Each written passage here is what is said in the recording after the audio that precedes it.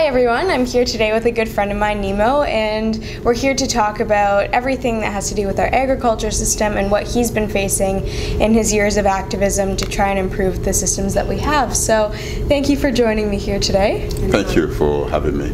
Yeah, and we're really excited. He's finally in Toronto and we're able to talk to him.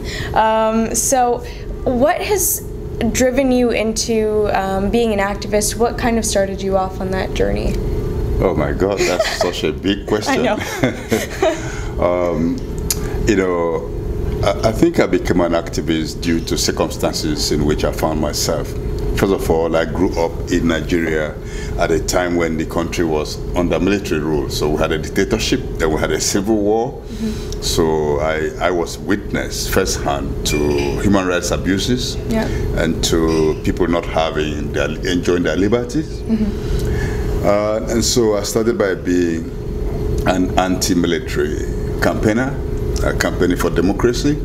Then along the line I found that a lot of the abuses that I was concerned about had their roots in the extractive sector, in the way oil is extracted in the Niger Delta of Nigeria, and how the transnational oil corporations and the governments neglect the environment and the people. Mm-hmm. So from then I began to focus on environmental justice issues, and that grew up to issues to intensify on issues of oil, on food, mm-hmm. on climate change, and the like. That's amazing. And our world is continuously becoming more complicated. We were just talking about this a couple of minutes ago with technology, but especially within our food sector. And so what do you see as solutions for moving forward in our food sector and moving against the issues that we're facing?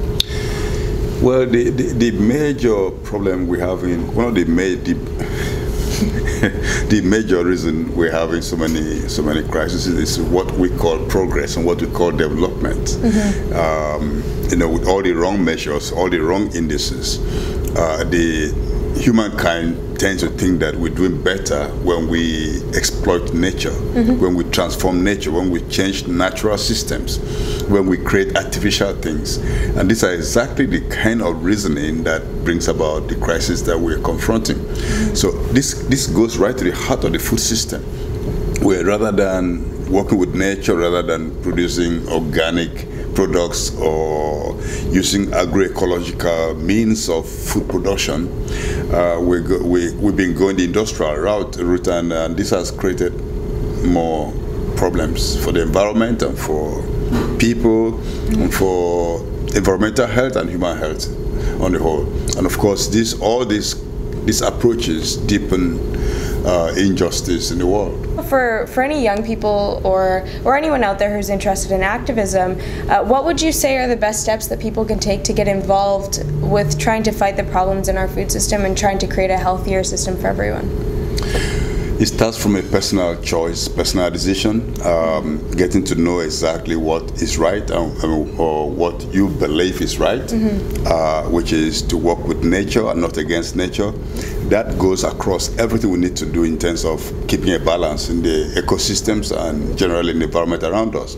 Whether it's food, whether it's energy, the way we relate to nature is primarily the way to go if we want to have definite good outcomes. But if you want to continue with business as usual, as they say, not to change at all, to keep on consuming, and just take the easy way forward, mm-hmm. then of course that is going to become very complicated, and there will be no future for young people, unfortunately. Yeah. So this issue is about young people actually. It's not about old politicians who have had their day, and it's about the future. Mm-hmm. Yeah, well, thank you so much for joining us here today, and it's been great talking with you and learning more about your insights, and we'll see you on the next session.